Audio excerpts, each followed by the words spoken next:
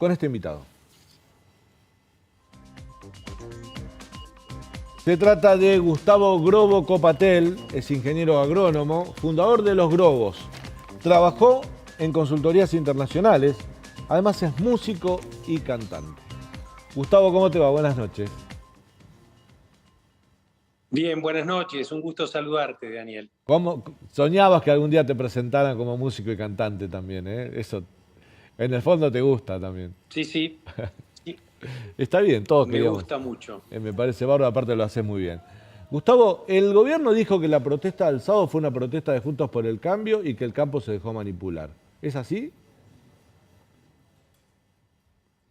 Mira, yo lo que creo que hay que leer bien lo de la protesta porque en realidad va más allá del tema de los impuestos o de un tema partidario, que después te puedo responder cuál es mi punto de vista, pero básicamente en Argentina los últimos 12 años o más se incrementó en un 19% el tamaño del Estado y el gasto público. No es exactamente igual las dos cosas, pero son parecidas. Ese 19% de crecimiento del Estado no dio resultado. Cada vez hay más pobreza, cada vez hay menos producción, menos empresas. Estamos estancados, estamos perdiendo lugares en el mundo, hay menos esperanza. Es decir, que no es un problema de dinero, es un problema que qué se hace con el dinero y cómo ha sido la eficiencia que hemos tenido para invertir ese dinero o gastar ese dinero. Entonces, pensar que solamente aumentando los impuestos se resuelve el problema o que es un problema de los que se benefician o de los ricos, etcétera, etcétera, es realmente mirar para otro lado. Y yo creo que la gente en general, en este caso del campo, pero también hay mucha gente de otros sectores que piensan lo mismo. Y por eso hay un estado, una sensación, como decían antes, de mecha corta, ¿no? Claro. Es decir, que cualquier cosa que pueda sugerirse, una idea y demás, hace reaccionar espontáneamente, en este caso, a la gente del campo. Yo creo que es una movilización de la gente del campo, un poco anárquica, como es todo, porque no hay expertos en organización en el sector, que fue acompañada por partidos políticos, pero no fue una marcha de partidos políticos acompañada por el campo. Me parece que es al revés, ¿no? Es una marcha del campo que acompañaron algunos sectores políticos. Gustavo, ¿qué está pasando en la dirigencia del campo? Porque la protesta del tractorazo no fue convocado por la mesa de enlace ni por las principales entidades. ¿Qué está pasando ahí para que las bases se movilicen y la mesa de enlace no convoque ni participe de la protesta? Bueno, te recuerdo que la 125 también no surgió de la mesa de enlace, sino que la mesa de enlace fue una construcción posterior a la 125. Muchas veces las entidades que están en el frente de la lucha, que tienen que negociar, entienden que hay momentos o hay condiciones y tienen una lectura sobre la política que en general la gente no la tiene. Y en muchos sectores de la economía hay disciplina detrás de los dirigentes, ¿no? Estoy pensando en sector gremiales o los sectores de la economía popular. O sea, detrás de los dirigentes digamos, se nuclea la gente. En el caso del campo no es tan así. La gente sale espontáneamente y muchas veces son los dirigentes los que después se pliegan a los pedidos de la gente. Gustavo, si uno lo analiza desde el punto de vista de los precios internacionales, que es parte de la lógica por la cual se analiza la rentabilidad de las exportaciones de los productos primarios, no es un mal momento para el campo, ¿no? Producto de lo que está sucediendo en Europa, la guerra, se dispararon los precios de los commodities. ¿Cómo está el campo? Porque además el campo, cada vez que hablo con algún dirigente rural, dice, sí, eso subió, pero nosotros tenemos un dólar diferencial, tenemos siempre la brecha cambiaria con el dólar blue, o sea, siempre los mismos problemas, o sea, ¿no le mejora o le mejora la situación esta disparada de precios? Sí, la disparada de precios es real en el mundo y como te dijeron en Argentina, de esa disparada nos toca poco porque las retenciones, las imposibilidades de exportar, el doble tipo de cambio, bueno, hace que finalmente, si el trigo vale 400, el productor cobra en dólares 150, por Claro. ejemplo, ¿no es cierto? O sea que no llega el incentivo del precio como debería llegar, y sí por ahí llegan los aumentos de los costos que están vinculados con el aumento del petróleo, la logística, los fertilizantes y demás.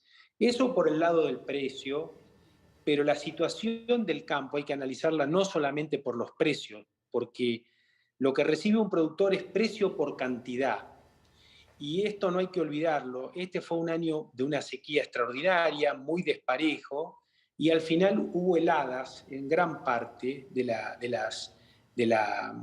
Argentina que deterioraron los rendimientos. Entonces, cuando uno hace la ecuación P por Q, precio por cantidad, vemos que la situación es muy irregular y que realmente si alguien ha podido captar el precio, ha podido captar la cantidad y tiene que volver a invertir este año, se da cuenta que puede, con más cantidad de pesos, va a poder sembrar menos cantidad de hectáreas por los aumentos de los costos.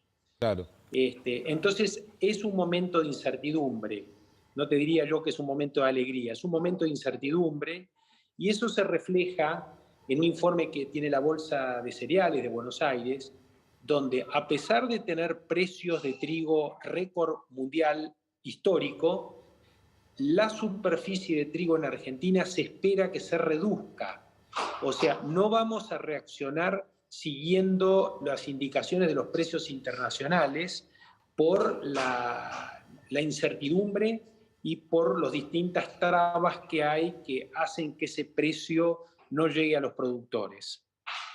Gustavo, te quiero preguntar, más allá de tu rol como dirigente agropecuario, hombre del campo, como empresario, como tipo que arriesga capital, produce, exporta, genera trabajos tercerizados, porque lo que vos hacés desde tu emprendimiento, por supuesto, va subsidiando otros tipos de trabajos que se van generando.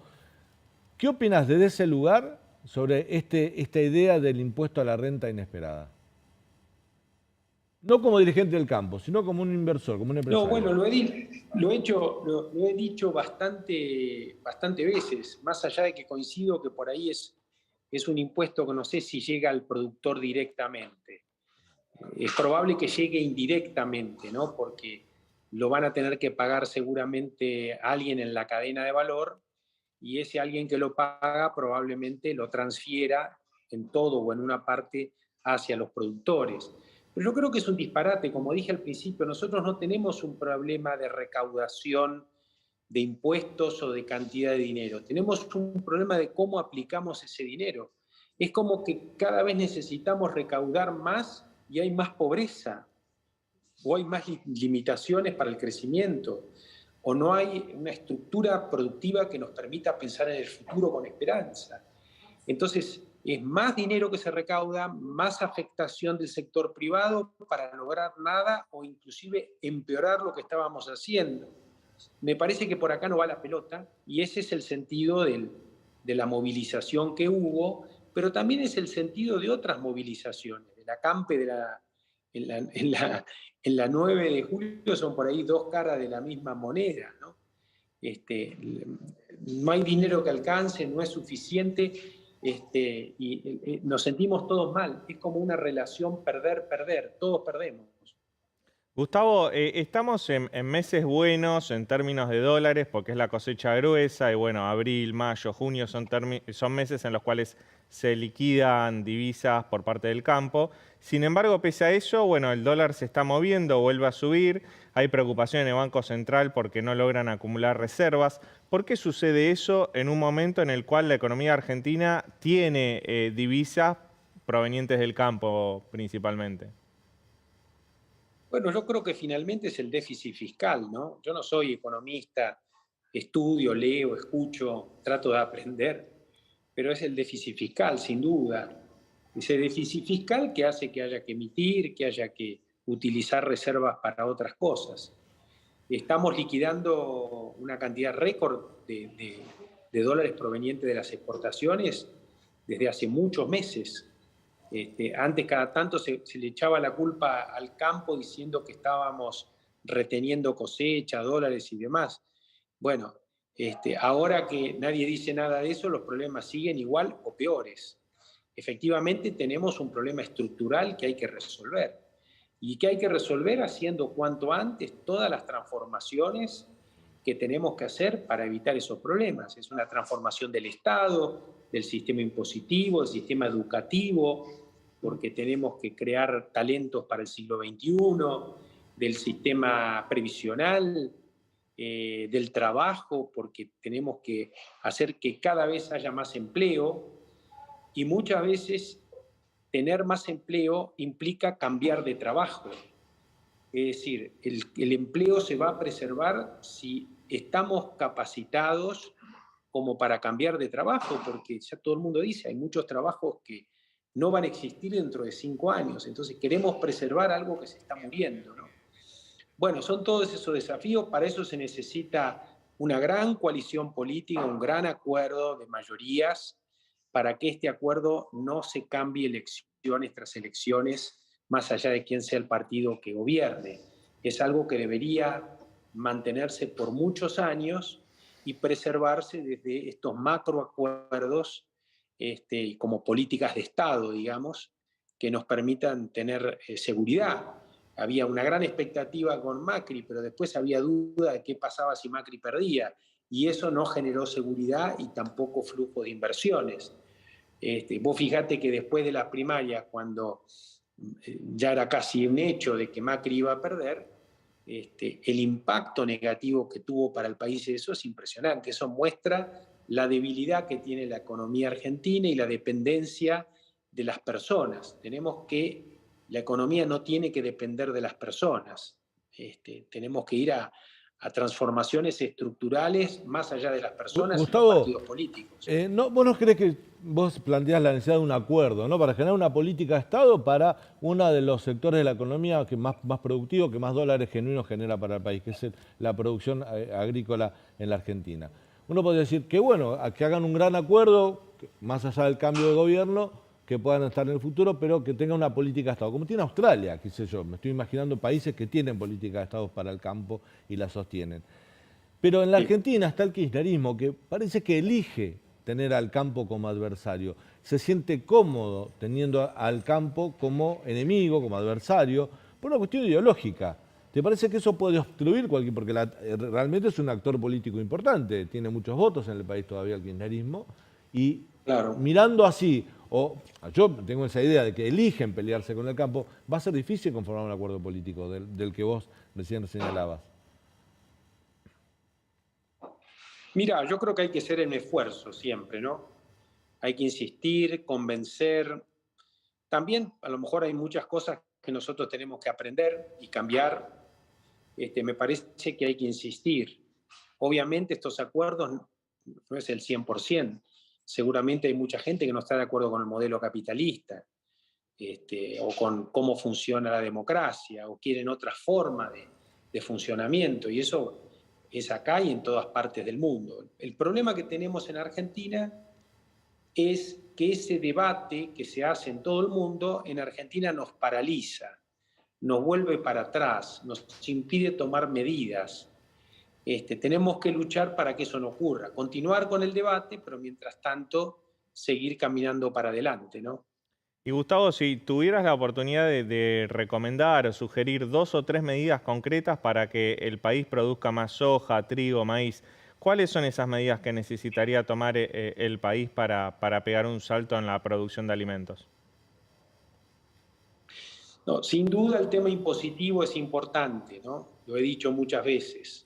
Hay que cambiar, no sé si la cantidad, porque ese es tema de otro debate, pero sí cómo se recaudan esos impuestos, sin duda. Ahora, eso solo no resuelve el problema de Argentina. Sí, tenemos que bajar los impuestos, pero tenemos que crear incentivos para que ese dinero que queda en manos de los productores o en manos del sistema financiero vuelva al sector invirtiendo en industrias, procesando más materias primas, generando más trabajo a lo largo y a lo ancho del país, digamos, incorporando al siglo XXI a las economías regionales. abriendo mercados, en fin. Yo creo que hay que tener una mirada sistémica sobre ese tema y es realmente un conjunto de medidas las que hay que tomar. Te llevo a la economía, y esta es una de las últimas, Gustavo, y agradecemos mucho el tiempo que nos estás brindando.